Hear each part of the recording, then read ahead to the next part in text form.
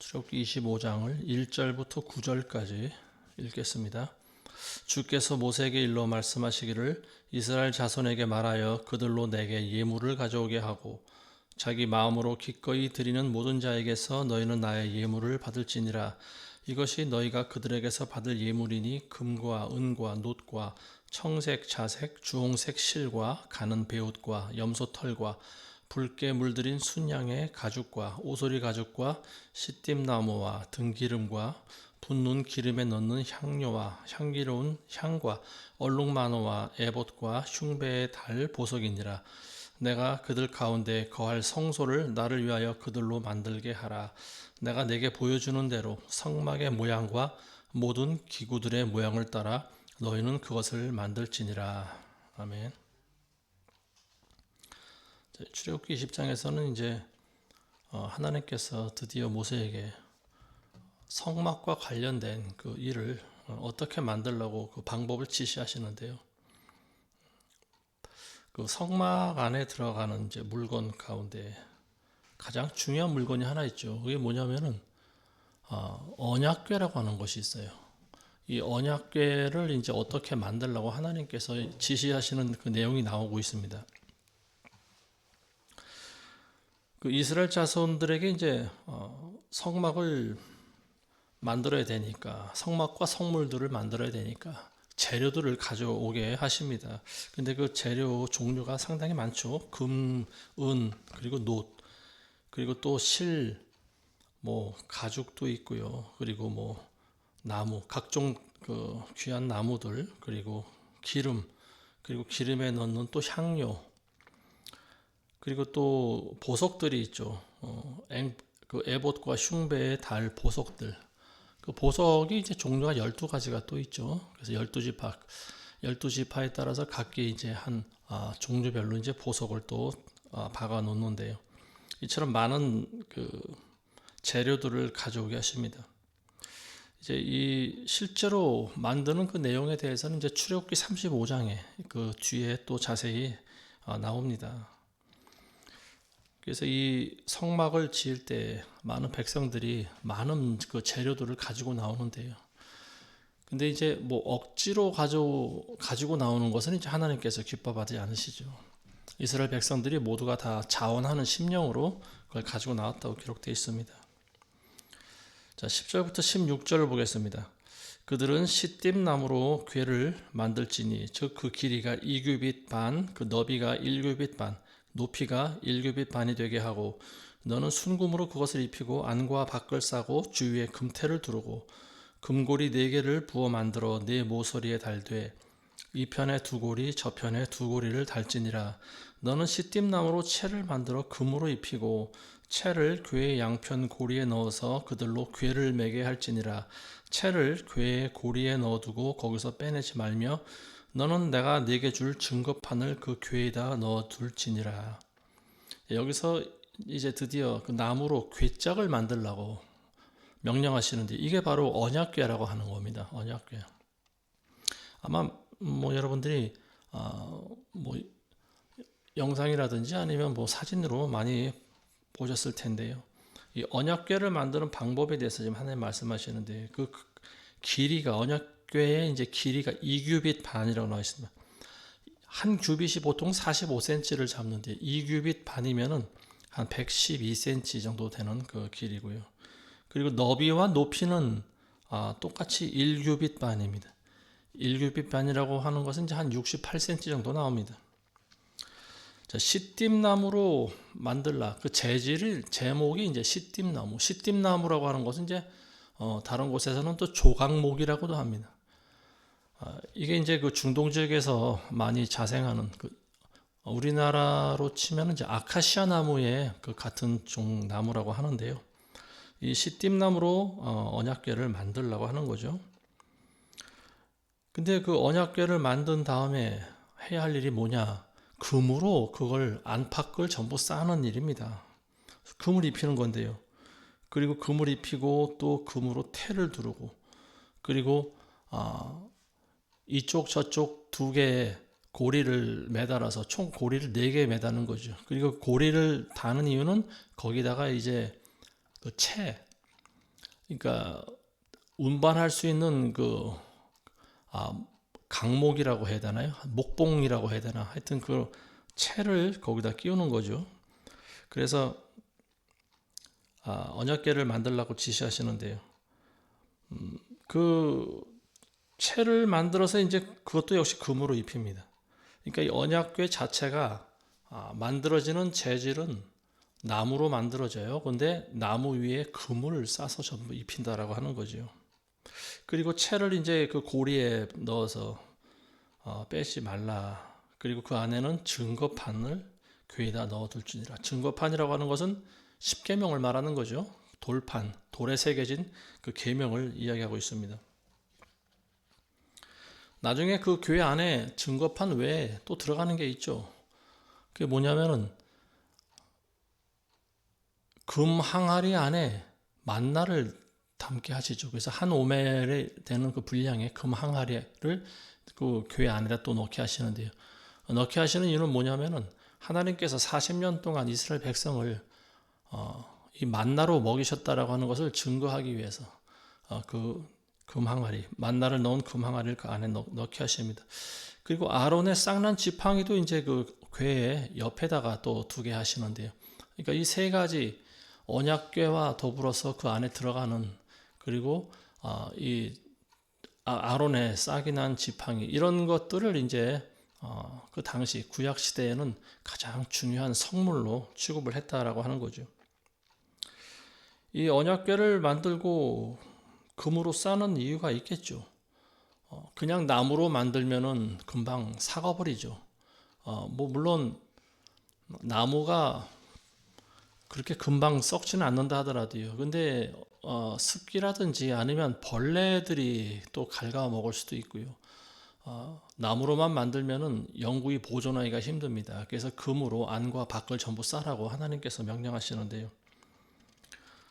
금으로 싸면은 어떤 외부의 습기라든지 뭐 물에 젖을 일도 없고요. 그리고 또 외부의 충격과 또 벌레들이 갉아먹는 일, 뭐 이런 나무가 변질되는 것을 막을 수 있다라고 하는 거죠. 하나님의 그 모든 진리는 영구하지 않습니까? 하나님의 모든 말씀은 영원히 변치가 않아요. 세상은 변해도 하나님의 말씀은 영원히 계신다고 그랬습니다. 그리고 이 언약궤를 금으로 쌓는 또 다른 이유는 뭐냐? 금이라고 하는 것은 왕을 상징하는 겁니다. 왕권. 각 나라마다 그래서 왕들은 과거에 보면 전부 금으로 관을 만들어 쓰고 있지 않습니까? 구별된다라고 하는 거죠. 하나님께서 우리의 영원한 왕이 되시고 또 아버지가 되신다라고 하는 거죠. 이 언약궤라고 하는 것을 제가 작년에 한번 직접 만들어 봤어요. 교회에서. 어떤 교회를 가니까 언약궤를 이제 조금 축소해서 만든 모형이 있는데 그걸 거기서 아이디어를 착안했습니다. 그래서 한번 저도 언약궤를 직접 한번 만들어 보고 싶은 그런 마음이 생기더라고요. 그래서 목공소에 가서 나무를 잘라 가지고 그 사이즈대로 2규빗 반 그리고 1규빗 반 총 나무를 그 사이즈에 맞게 잘라 와 가지고 또 피스로 구멍을 먼저 드릴로 나무를 뚫고 또 피스로 박아서 모형을 만들었습니다. 근데 그 다음에 해야 할 일이 뭐냐면 이제 금으로 안과 밖을 쌓아야 되는 일인데요. 아이디어를 내기를 금으로 쌀 수는 없죠. 돈이 얼마입니까? 금으로 다 싸면은. 그래서 인터넷을 쭉 검색을 하다 보니까 적합한 재료가 하나 나타났는데 이제 그게 동판이라고 하는 게 있더라고. 그래서 얇은 동판을 사다가 안과 밖에 이제 그걸 붙였습니다. 뭐 많은 시행착오를 겪었죠. 처음에는 그 아주 얇은 동판을 사서 붙였는데 이게 잘 우들두들거리면서 제대로 그게 붙질 않아요. 그래서 그거보다 약간 두꺼운 걸로 이제 또 안과 밖을 다시 또 붙였습니다.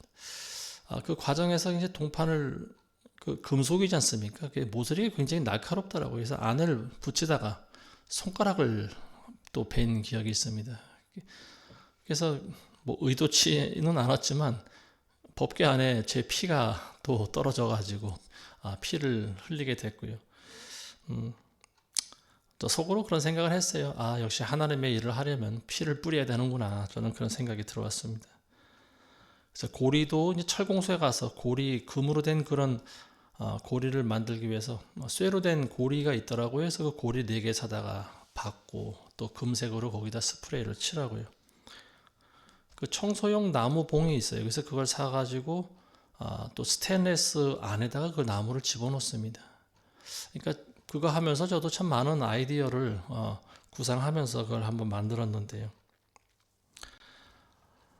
어쨌든 그 흉내를 좀 비슷하게 내서 만들었습니다. 그리고 속죄소 위에 이제 또 나중에 나오지만요. 속죄소 뚜껑, 속죄소라고 하는 것은 그 언약궤 위에를 덮는 뚜껑 역할을 하는 거죠. 그리고 그 위에 그룹천사 둘이 들어가 있고요. 그 속죄소까지는 제가 어떻게 흉내를 내서 만들어 봤습니다. 장식도 하고 금으로 태도 뭐 장식을 이렇게 해가지고 금태도 두르고 뭐 나름대로 만들어 봤어요. 그때 모양이 좀 그럴듯 하더라고요. 근데 가장 중요한 그 위에 속죄소 위에 두 그룹 천사를 만드는 것, 그거는 도저히 제가 만들지 못했습니다. 그래서 그걸 어떻게 할까 고민하다가 뭐 결국은 지금까지 오게 됐는데요.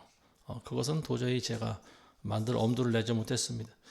뭐 재주가 있으면 나무 모형을 깎아서 만들고 거기다 금칠을 하든지 뭐 해서 만들었을 텐데 뭐 그만한 목공 실력이 뭐 저에게는 없었고요. 천상 어떤 주물 업체에 맡겨서 이거를 좀 만들어 달라고 부탁을 해야 할 텐데 그러려면은 완벽한 그 스케치가 있어야 되는데 또 그만한 그림을 그리고 정확한 사실은 그 모형이 성경에 나와 있지 않다 보니까 어떻게 그룹 천사를 만들어야 할지 고민하는 과정에 지금까지 오게 됐습니다. 그것까지는 도저히 흉내를 제 어떤 역량의 범위 바뀐 것 같아서 그냥 언약궤 모형만 이렇게 언약궤까지만 속죄소 덮는 뚜껑하고 그 위에 그룹 천사까지는 만들지 못했습니다. 어쨌든 그걸 만들면서 하나님께서 저한테 좀 여러 가지 많은 걸 그런 지혜도 주시고 깨닫게 하시는 그런 부분들이 있었던 것 같아요. 그래서 이제 이 성물 만드는 그런 부분들을 나누면서 그때 얻은 하나님께서 주신 그 영감들을 여러분들과 함께 같이 나누도록 하겠습니다. 자, 이 언약궤에 이제 고리를 만들어서 채를 꿰라고 하셨는데요. 그 나무봉도 역시 이제 금으로 싸서 그 고리에 끼우고 그렇게 하는 이유는 뭐냐면은 그거를 나무를 들고 쉽게 말해서 가마 옛날에 왜 우리나라 조선시대 때 사람을 태우고 다니는 가마 있지 않습니까? 가마꾼들이 앞뒤에서 2명이 이제 그 4명이든지 2명이든지 그 한쪽씩 그 나무를 붙잡고 가마를 옮기지 않습니까? 이제 그런 형태가 되는 거죠. 그래서 나무봉이 결국은 운반할 수 있는 그런 손잡이 역할을 한다라고 하는 거예요. 근데 거기서 고리를 이제 빼지 말라고 하는 것은 언제든지 옮겨 다녀야 되는 그런 광야 생활의 특성상 그 고리에서 채를 빼지 말라고 하는 거죠. 그리고 그보다 더 중요한 이유가 있어요. 그게 뭐냐면은 그 손잡이가 없는 그 채가 없는 상태로 옮기지를 못합니다. 옮기지도 못하고요. 가장 중요한 이유는 뭐냐? 사람들이 그걸 옮기다가 잘못해서 거기다가 직접 손을 대는 경우를 방지하기 위해서 그렇습니다. 성물이라고 하는 것은 레위인들이 옮기게끔 되어 있는 거예요. 하나님의 일을 전담으로 하는 사람들이 그거를 옮겨야 되는데 아무나 그걸 만지면은 그 자리에서 죽어버린다라고 하는 거죠. 죽임을 당합니다. 그래서 이제 그거를 사전에 방지하기 위해서 채라고 하는 걸 끼워가지고 레위인들도 이제 그 채로 그 언약궤를 운반하게 하셨다라고 하는 거죠. 이 성물이라고 하는 것은 함부로 만지면 죽임 당하는 거예요. 구약시대 때는 굉장히 무서웠습니다. 하나님께서 사무엘하 6장에 보시면은요, 이 언약궤를 만져서 죽은 사람이 나오지 않습니까? 웃사라고 하는 사람이 나오는데요. 이게 이제 그 궤를 운반하다가 그 수레를 끄는 소가 갑자기 날뛰는 바람에 궤가 떨어지려고 하니까 그거를 막으려고 궤를 손으로 만졌어요. 그러다 그 즉시 웃사라고 한 사람이 그 자리에서 죽어버렸습니다. 자, 이제 언약궤가 나오고 그 다음에 이제 그 위에 뚜껑을 이제 자비석이라고도 하는데요. 이제 한번 읽어보겠습니다. 17절부터 22절까지입니다. 너는 순금으로 자비석을 만들되 그 길이는 2규빗 반, 그 너비는 1규빗 반이 되게 하고 너는 금으로 그룹 둘을 만들되 두들겨서 만든 것으로 자비석 양 끝에다 둘지니 한 그룹은 이쪽 끝에 또 한 그룹은 저쪽 끝에 만들어 자비석 양 끝에다 그룹들을 만들지니라. 이 그룹들은 날개들을 높이 펴서 그들의 날개들로 자비석을 덮고 그들의 얼굴을 서로 마주보게 하며 자비석을 향하여 그룹들의 얼굴이 있게 할지니라. 너는 자비석을 궤 위에다 얹고 내가 네게 줄 증거판을 궤 안에다 넣을지니라. 거기에서 내가 너와 만나고 또 내가 자비석 위 증거궤 위에 있는 두 그룹 사이로부터 내가 이스라엘 자손에게 계명들로 준 모든 것들에 관해 너와 교제하리라. 자비석을 이제 또 순금으로 만들려고 하셨는데요. 아까도 말씀드린 것 같이 이 자비석이라고 하는 것은 그 언약궤를 덮는 뚜껑의 역할을 합니다. 그리고 그 자비석 위에 그룹 천사 둘을 만들려고 하셨어요. 그러니까 양쪽에 그룹 천사 둘이 하나는 이쪽에 하나는 저쪽에 이제 앉아 있는, 그러니까 무릎을 꿇고 앉아 있는 그런 형상이라고 여겨지는데요. 그리고 그 그룹 천사들은 등으로부터 큰 날개가 두 개, 그러니까 한 쌍의 날개가 달려 있는 그룹입니다. 그러니까 이 그룹의 형상을 양쪽에 하나씩 세워 놓는 거예요. 그리고 그 그룹들의 얼굴은 그룹들은 이제 서로 마주보고 시선은 자비석을 향하게 되어 있는 거예요. 그리고 날개와 날개 끝이 서로 맞닿게 만들어 버립니다. 이게 완성된 언약궤의 모습이에요. 자, 그래서 이제 그 자비석이라고 하는 것도 이제 결국은 다 금으로 싸서 만드는 거고요. 이 언약궤는 시띠나무로 만들어서 금으로 쌌는데 자비석은 순금으로 만들었습니다. 그러니까 금덩어리인 것이죠. 그러니까 이 언약궤보다 어찌 보면 자비석 위에 있는 그 뚜껑이 더 무거운 게 되는 거죠. 그리고 그룹 천사는 지금 아마 그렇게 솜씨를 부릴 수 있는 장인이 아마 저는 없다라고 생각이 되는데요. 금덩어리를 가지고 두드려서 펴가지고 만들었다고 성경에 나와 있어요. 그러니까 이게 녹여서 주물로 만든 것이 아니고요.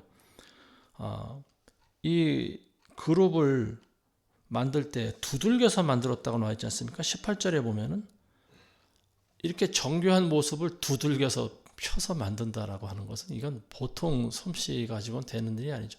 그래서 이제 나중에 보면은 오홀리압과 브살렐이라고 하는 사람이 나오는데 이 사람 두 명에게 하나님께서 기름 부으신 그런 내용이 나오고 있습니다. 그러니까 하나님의 놀라운 그런 재주, 능력이 임한 자가 하나님의 이 속죄, 자비석을 만들고요, 이 언약궤를 만들 수 있는 그 외에 또 다른 많은 그런 성물들을 만들 수 있는 그런 지혜를 주셨다라고 하는 거죠. 이 그룹 천사를 만드는 일, 이걸 금으로 두들겨서 이걸 만드는 일은 그건 아무나 할 수 있는 일이 아니에요. 자, 하나님께서는 이 자비석과 그 위에 있는 그룹 천사 그 안에서 하나님께서 모세와 만나신다 이렇게 말씀하고 있습니다.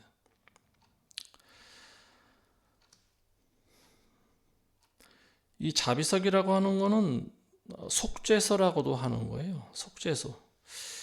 영어로는 이제 그 자비의 자리 이렇게 표현하고 있는데요. mercy seat라고 했어요. 자비석. 자비를 베푸는 자리다. 그래서 자비석이라고도 하고요. 속죄소. 그러니까 이 용도는 뭐냐? 인간의 죄를 덮어준다라고 하는 거예요. 인간의 죄를 용서해준다라고 하는 거죠. 그런 의미를 가지고 있습니다. 그 다음에 이제 23절에서 30절 보겠습니다. 너는 시띠나무로 상도 만들되 그 길이가 2규빗 반이요 그 너비가 1규빗 그 높이가 1규빗 반이 되게 하라.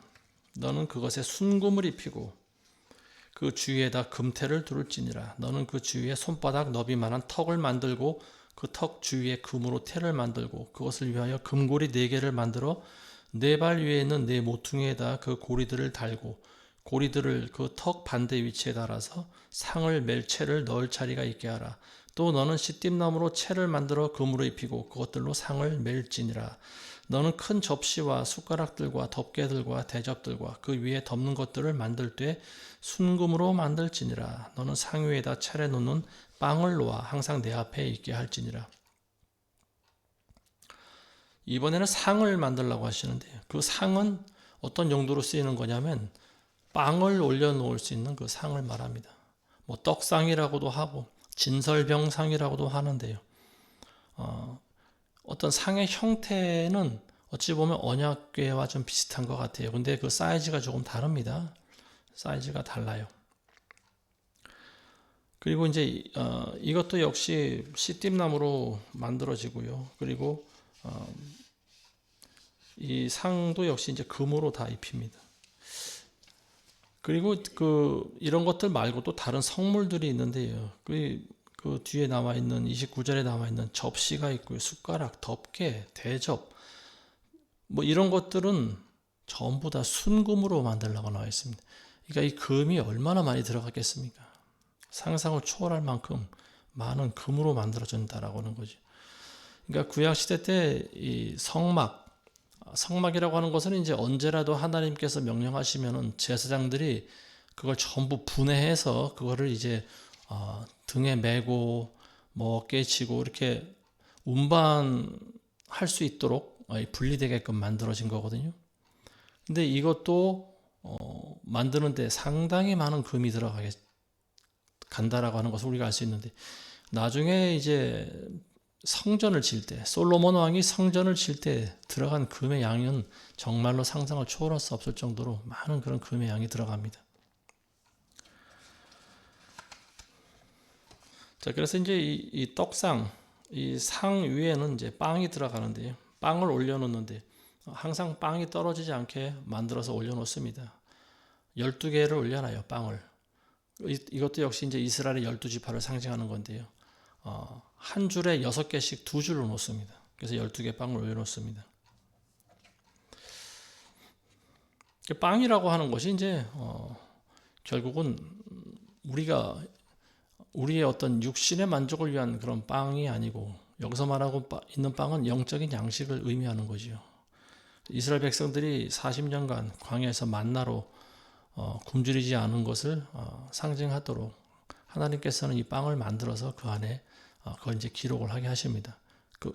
그걸 항상 올려놓게 하십니다. 그래서 진설한다. 그래서 진설병을 올려놓는 상이다. 그래서 진설병상 또는 떡상이다. 이렇게 이야기합니다.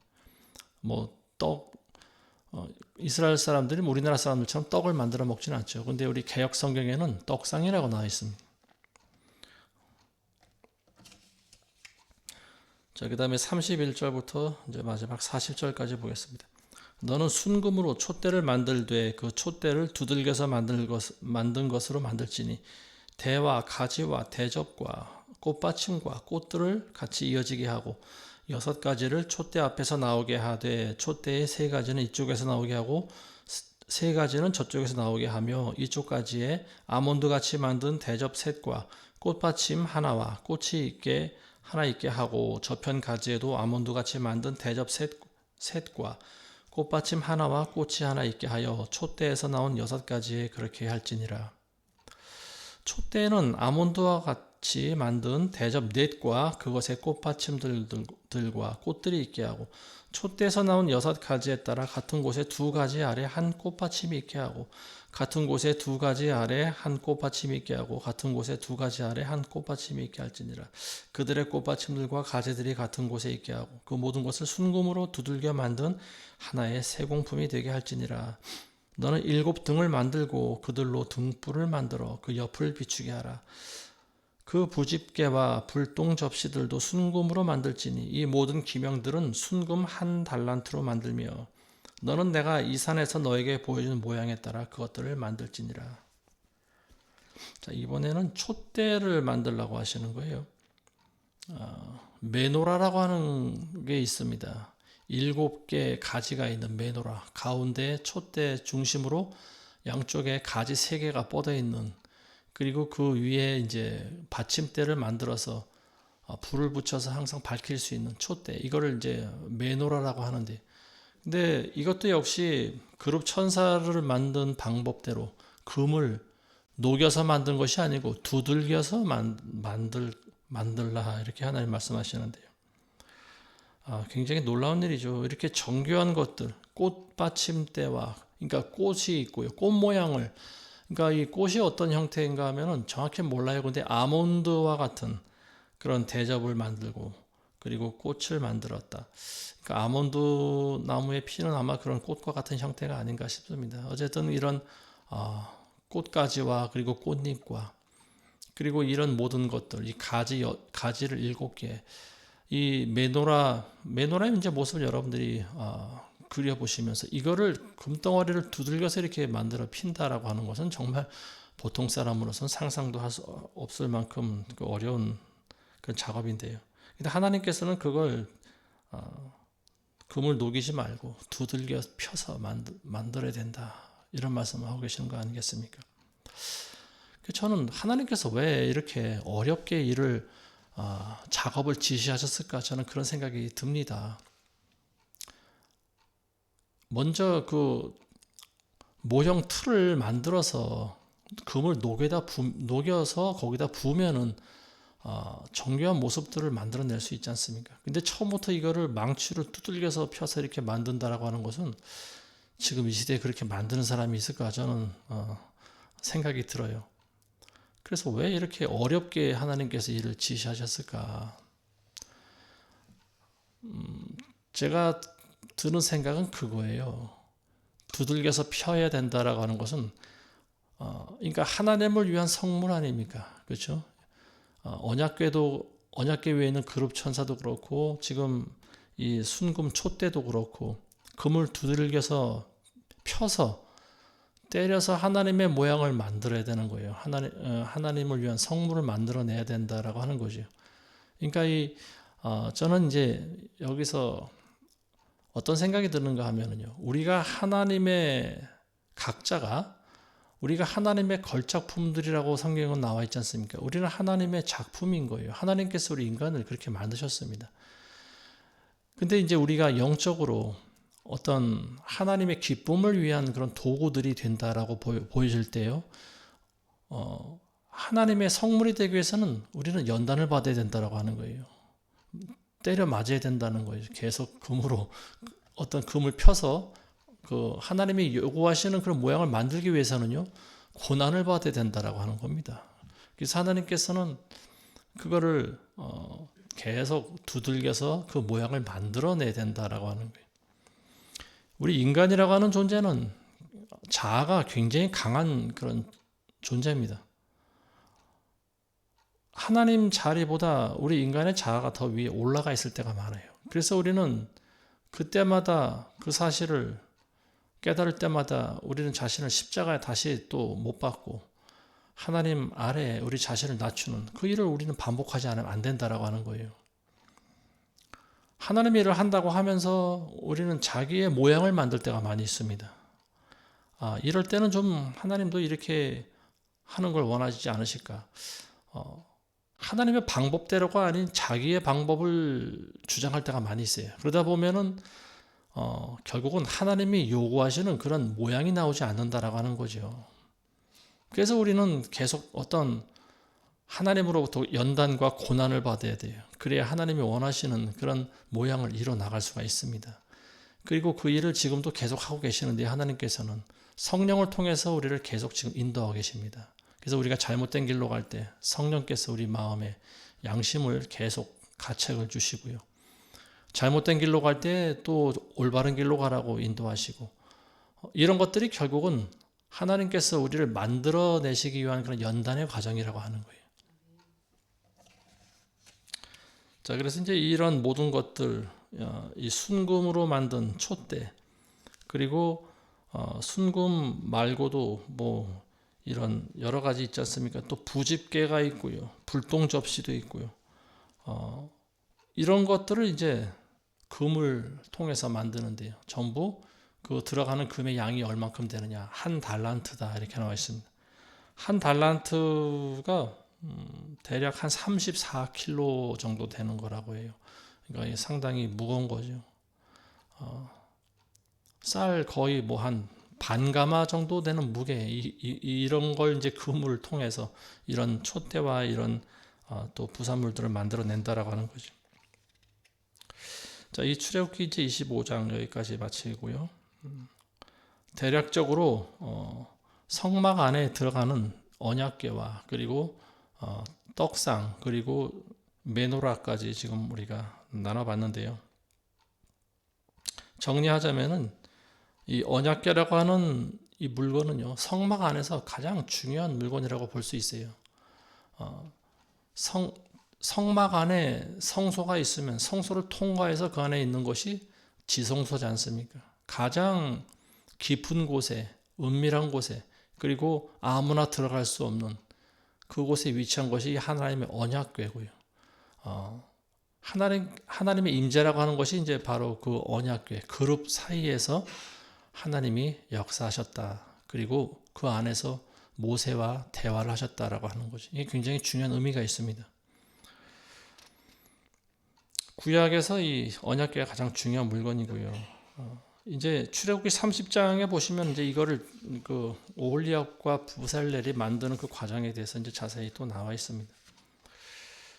여기서 이제 우리가 배워야 될 교훈이 있습니다. 이게 뭐냐면은 먼저 하나님의 일을 하기 위해서 하나님의 성막을 건립하기 위해서 필요한 재료들이 있는데 그것들을 백성들이 가져올 때 기쁜 마음으로 가져와야 된다라고 하는 거예요. 자원하는 심령으로.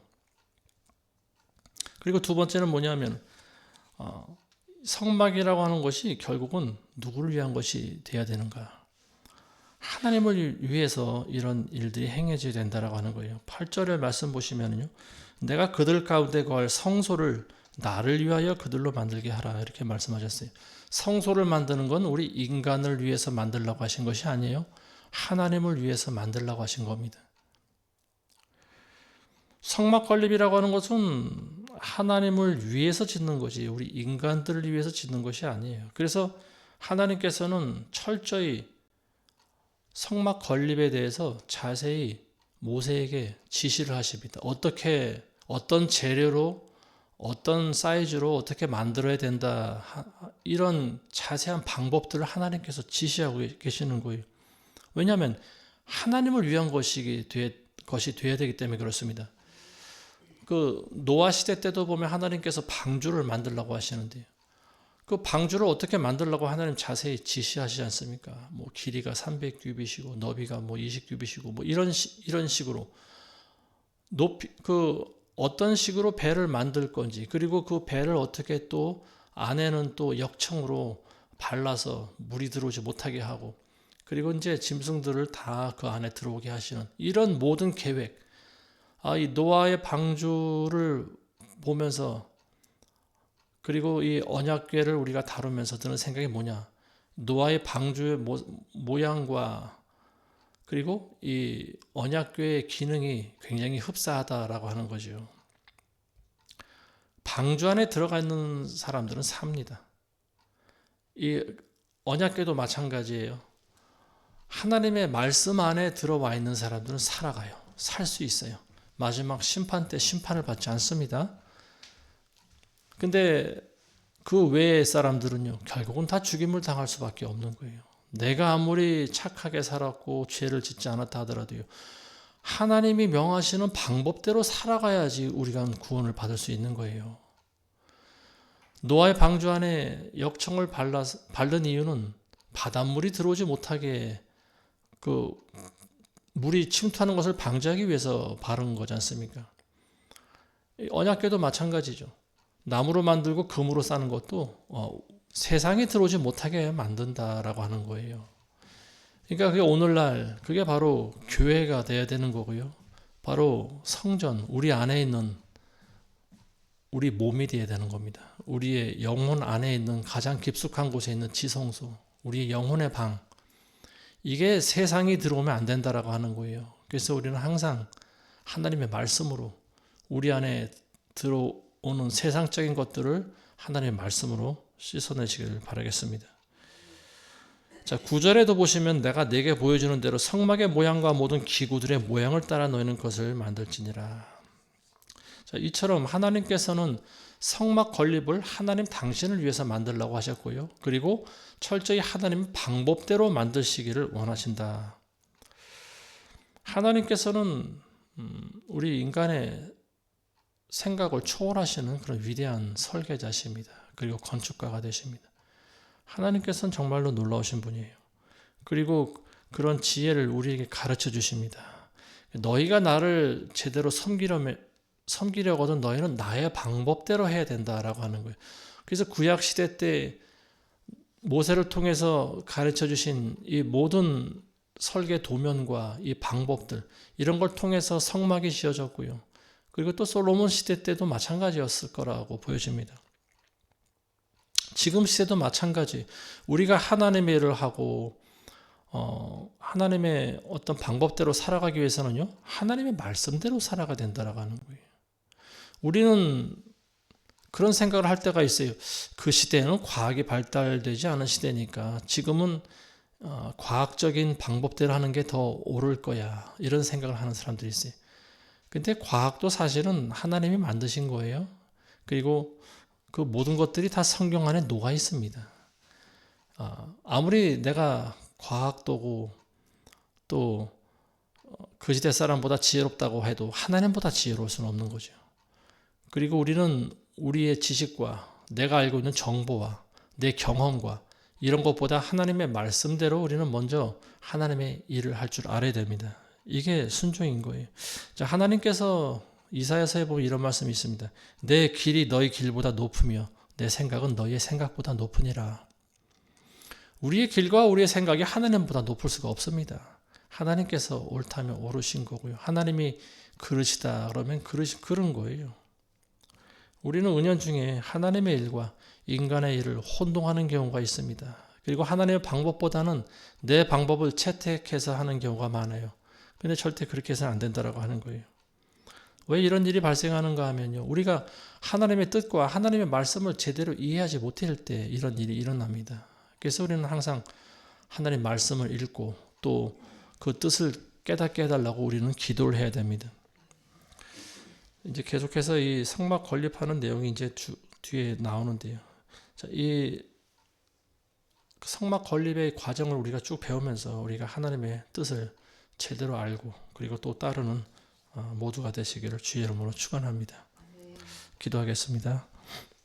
거룩하신 아버지 하나님, 감사합니다. 구약시대 때 모세를 통하여서 가르쳐주신 하나님의 방법대로 이스라엘 백성들이 성막을 만들고 또 성물들을 만들었나이다. 이 시대에도 역시 성령의 감동에 따라서 많은 그리스도인들이 하나님의 일을 행하면서 살아갈 수 있도록 인도하여 주옵소서. 예수님의 이름으로 축복하며 기도합니다. 아멘.